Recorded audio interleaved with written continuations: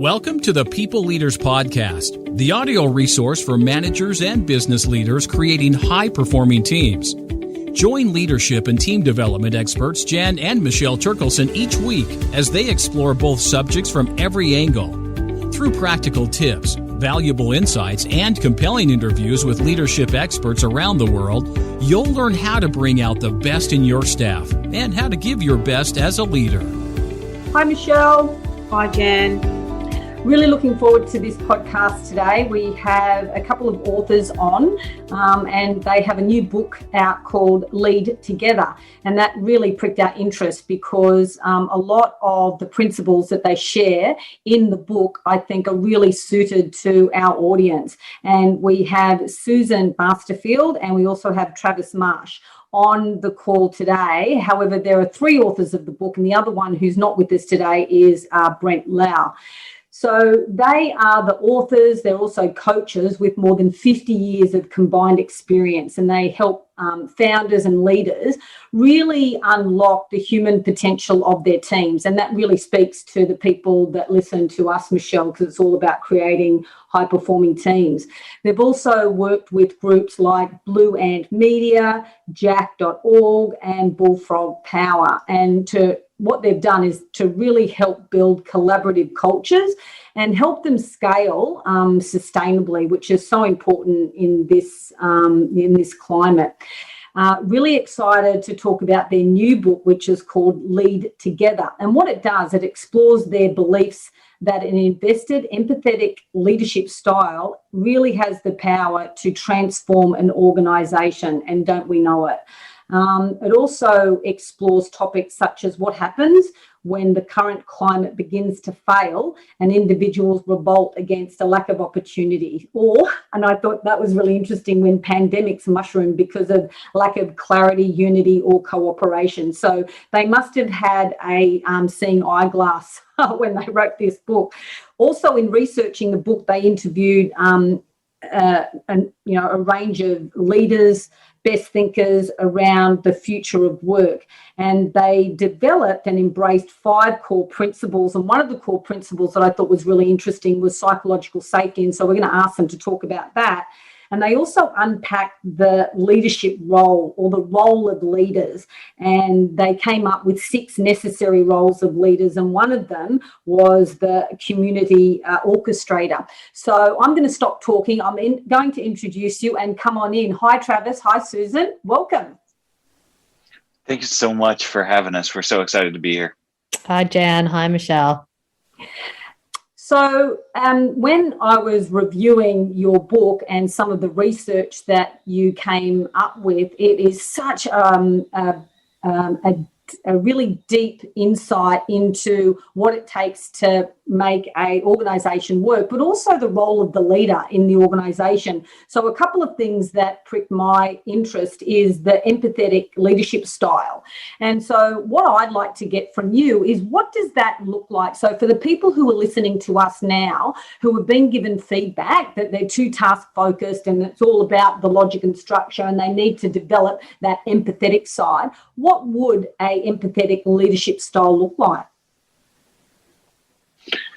Yeah, thank you so much. Love the idea of leaders actually wanting to develop and work on themselves, right? Like wanting to take that feedback that they're getting and improve and say, how can I come and be a little bit more caring and a little more curious when it comes to the team? So I think a lot of it is tapping into that innate curiosity that a lot of us have, and then we turn off so much in our business lives, right? We're told that being that judgmental self, being that critical evaluator is crucial. And that can have a place in some situations, right? When you're deciding between 2 options about things, that's great. But people are far more complex than that, right? They feel how you feel.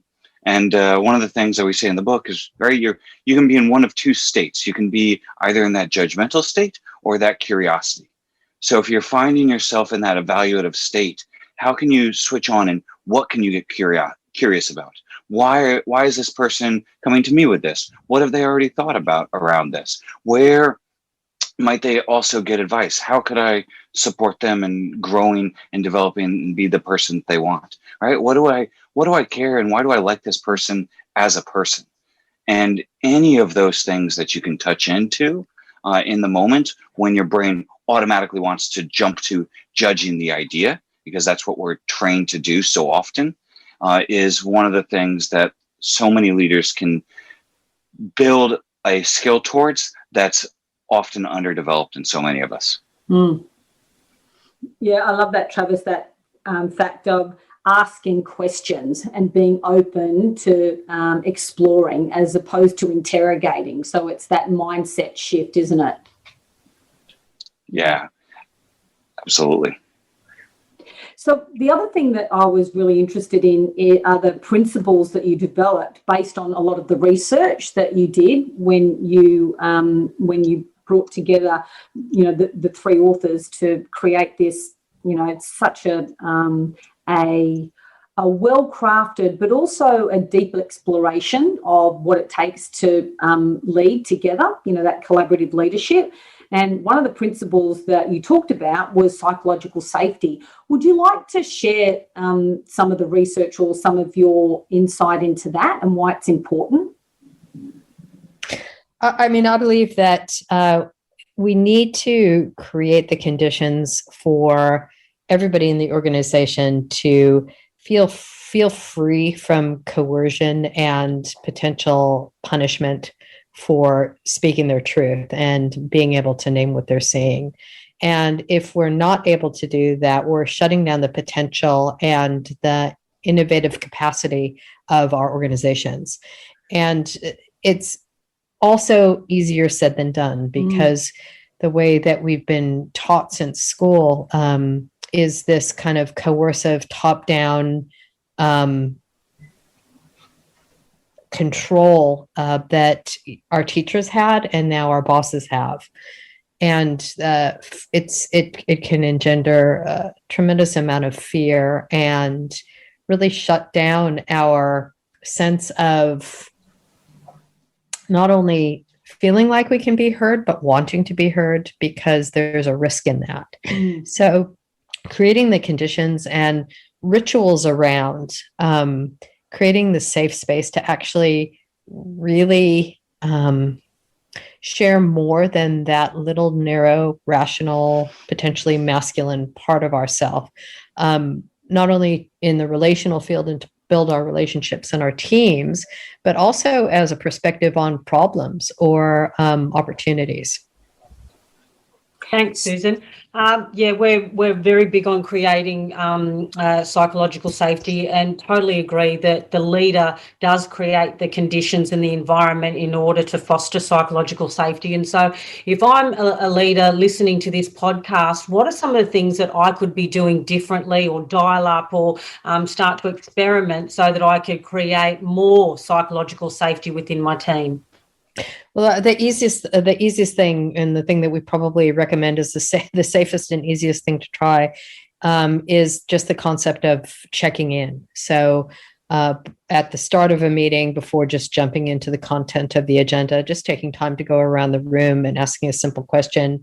How are you feeling today? What are you bringing here? Is there anything you need to let go of or talk about before we jump into the meeting? And that starts to bring the opportunity for people to really share a different perspective. We can get a sense of where the energy is in the room, where potentially the exhaustion or the distraction is in the room. And we can start to then figure out from that perspective and really lean into our interdependency as a team and work from that perspective. And it's a common experience, right? It's not like you're asking a tricky question about somebody's education or history. It's just about like literally, how are you feeling right now? Mm-hmm. To build on that as well, right? Like that's a great practice starting off. It's one that everybody can start and take. And I also hear a lot of leaders say like, oh, hey, I want feedback from others, from those around me. And then they'll go and they'll ask for it, and then they'll get it, and they'll have some immediate feedback of their own and saying like, oh, well, you probably didn't understand the place I was coming from, right? It's common, it's natural. And so if you're going to go ask for some feedback, like wait and pause and take it in and take the chance to get all that they're offering you and that gift of feedback, and then or use a structure that allows everybody to talk in a fair sort of way. And Susan, you've got some ideas on that as well. Well, I do. And I just wanted to jump on that. Please, please, please, leaders, stop doing annual performance reviews. A year is way too long to wait to actually have conversation with your team members about what they're doing really well at, what their developmental edges might be. Please schedule in regular conversations at the team level and at the individual level to really sink into this being more of a co-relational opportunity for growth and to breed success. You are speaking our language, and it, which is very heartening, because all the research shows what really works. Like when we have a look at businesses that are going really well, whether it was before COVID or not, it was the ones who were doing those check-ins. They were having the regular one-on-one conversations. They had really good structures around role clarity and, built in psychological safety at the foundation. When they were, like looking at teams, they had that as an important foundation, to build trust, etc. So it's wonderful to hear that from both of you. And also, Travis, when you talked about feedback, receiving feedback, that is something that Michelle and I often talk about. And you have to be prepared to receive that feedback as well. Yeah. So just on the feedback, was there anything else that you would want to share around feedback that the research brought up? There was so much, and I know Susan's going to have some bits to add to this as well. So I'll try not to steal too much of her amazing insights.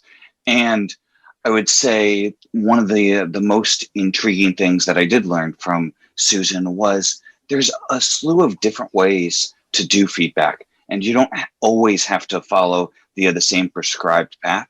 And one of the easiest things to do is actually just ask people how they like to receive feedback.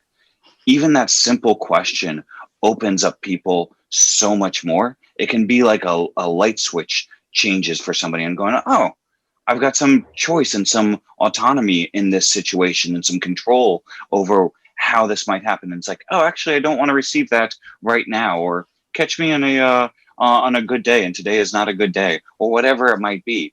Some people are that direct and blunt, and just give it to me straight. Don't hold back.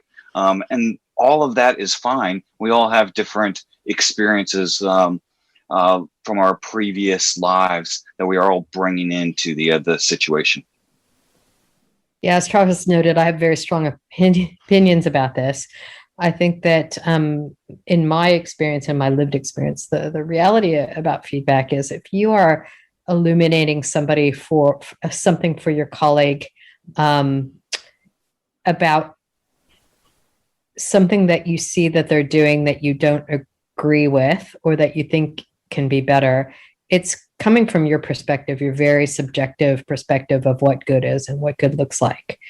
And another way to look at it is you're articulating, when you're giving feedback, you are articulating an unmet need of from you, right? So you're articulating this unmet need. Having the recognition that you're doing that is really, really important, because we are meaning-making, projection-making machines, and we are experts at filling in the gaps from our own perspective. So that's one thing to be really careful and cognizant of. A framing for feedback that I really appreciate is this idea of mutual curiosity. So Michelle, in that meeting, when I noticed that you were quite distracted, I'm really curious about what was going on. So you see what I did there? Rather than saying, Michelle, you were totally distracted, it was completely putting me off, you need to know about this and it's not good enough, for me to say, hey, I noticed you were distracted, what's up? is a completely different framing and invitation into a conversation that can help fill in those gaps, because I'm sure it's not about me. There was something else going on for you in that moment. And yeah, just framing it as something to be curious about together, I think goes a long way to building that mutual trust, stopping making things up, and creating the conditions for trust and safety. Yeah, because you're not going in with the judgment. You're going in with that, I wonder, what is actually happening there. And the word curiosity keeps coming up in all of our conversations. And when we've actually interviewed leaders as well, that's one of the absolute skill sets, because it's a skill, because you've got to practice, because we're so, like you were saying, Travis, so wired to look at a problem and a solution in a certain way, as opposed to being a little bit more open and broad and a little bit more, flexible and seeing, the whole perspective. I wanted to touch on some of the necessary roles of leaders and just unpack one of those roles. So one of the roles that you talked about was I think it was the communication orchestrator in the roles. Can you just share with us what that looks like and why is it so important? So one of the things that's happening nowadays is information is flowing much more quickly, right? Many people have access to things they never had access to before. We can find out salaries for any position in our company, otherwise on Glassdoor. We can find out what the customers think of our company, regardless of what role we're in, through Yelp or whatever else, or G2. And because of that, the place where that free flow of information is lagging the most has actually been inside the organization. And a lot of that's changing, right? The companies are going to more transparency, some because they recognize the power in giving more context to more people, and some because they have no choice. Information is just continuing flying around. But with anything, if you do it more consciously, you can get better results. If you can say, great, how can we open up information? How can we share things? And just a common one, right? A lot of people are moving on to Slack, especially COVID threw a ton of people into work remotely that didn't have had that experience before, or had to do it much more dramatically. And a lot of people's initial instinct was to go and lock down a bunch of channels and saying like, oh, it's just me, Jen, and Susan having this little conversation. But instead, if you can go and make more of the other channels open, what you find is most people aren't going to jump in and comment and try and derail this or that. Often but they do have more information, and if they do need to catch up, they can go grab that relevant information about what was going on with that sale, or hey, what's happening with this upset customer, and we can use that to be able to spread the decision making and the authority closer to where it's best suited and where the decisions are most smartest to make, instead of having to centralize it all going into the top of the funnel and then back out. Beautiful. So when you were researching, was there anything that surprised you, or did you was it all verified from what you've experienced in the people that you've worked with when you were researching, such a broad range of, thinkers around the future of work? Was there anything that surprised you? One hypothesis I've been trying to disprove for the last 5 or 6 years is that creating more participatory organizing structures actually isn't possible unless the person that's sitting on top of that pyramid not only wants it to happen, but is willing to participate in the transformation. You can make little interventions in little silos or sashimi slices of the organization if a particular department wants to do it. But if you're really looking for transformational change, the leader has to want it with every molecule in his or his or her body. Unfortunately, that's not a hypothesis we've been able to disprove. That one's a sad one. It's on a different frame. Like, we interviewed fairly radical companies, right? As Susan was talking about, we're looking for companies that were radically participatory, self-organizing, self-managing, like that very bleeding edge of the back end. So many of the practices are applicable across wide ranges, right?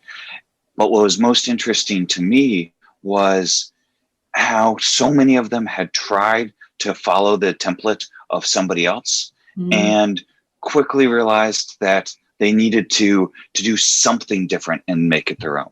Either they needed to toss it out. Some tried several, 2, 3, 4 different scaffolding frameworks, from holacracy to sociocracy, to the teams that Spotify uses, and none of them work when you transplant the whole structure from one organization to another. You've got to find out the way that it works for your particular group of people in the company that you're at. Just fascinating. I thought there'd be more commonality across what worked. Great. That's an interesting insight, I suppose. And then it becomes an iterative approach that we have to kind of like, let's have a go at this and see whether or not, and then have the flexibility to then use what's not working or what's working and then transfer it into another way of operating. Yeah.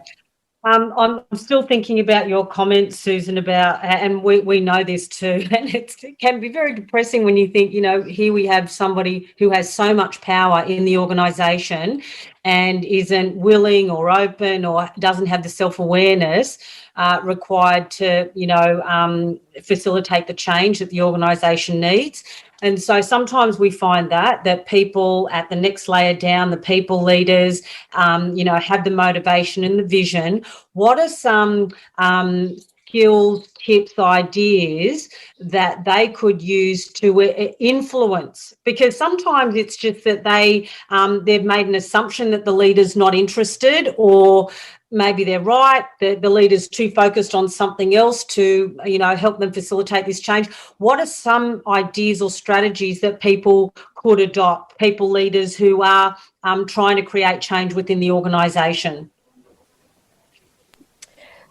I think, don't get me wrong, right? People at any level can start building their muscles around these practices, either as an individual or within their teams. And, creating these outlier teams of high performance and high trust in the organization is something that the hierarchy is going to have to pay attention to. But at some point, either that person at the top is going to have to go or is going to have to open their eyes. Yeah. And I think that really you can create the conditions for a number of people in the organization to be having a great time and practicing. But yeah, unfortunately, I think that there comes a point where either the hierarchy changes or the hierarchy changes. Yeah. Thank you.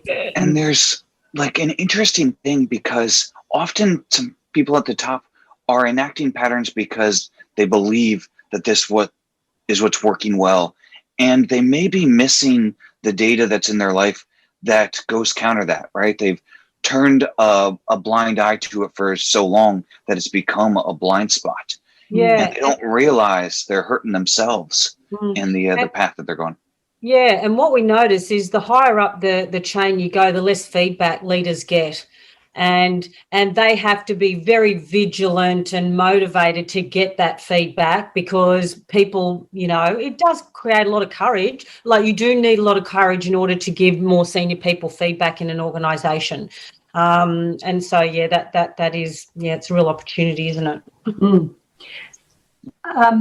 We were having a conversation with a group of mentors the other day who mainly are CEOs and leaders of organisations, and they found that the biggest challenge for them is to be visionary, because they're required to stay on course and, grow and get bigger. However, there is this focus on, being a little bit, not so much risk averse, but focusing on what's in front of them as opposed to having a really, broad vision. And this is the challenge that a lot of leaders, I think, find themselves in. Did you get that sense, or? I think that this is maybe why we started the book with the different dimensions of leadership. I think that sometimes the role of CEO, COO is like an arbitrary amalgamation of different types of jobs that just have got lumped into this one job title. But there's nothing that says that they can't be decoupled, right? So the idea of somebody that's focused on the day-to-day transactional, hitting the numbers, needs to be the role of a CEO. It might be in your organization, it might not be. Equally, the role of the visionary could be distributed and decentralized across 2 or 3 different people. I think that the great opportunity is really to take a step back and notice what roles are needed in the organization and really interrogate, does it make sense that the way that we've currently got them, squished together in a particular job title? Wonderful. I also get curious because there's a lot of assumptions about what a good company is for everybody involved, like especially around growth, right? People assume if you're in a high position, well, clearly my job is to drive growth. But what if that's not what the organization needs or what the market's really asking for?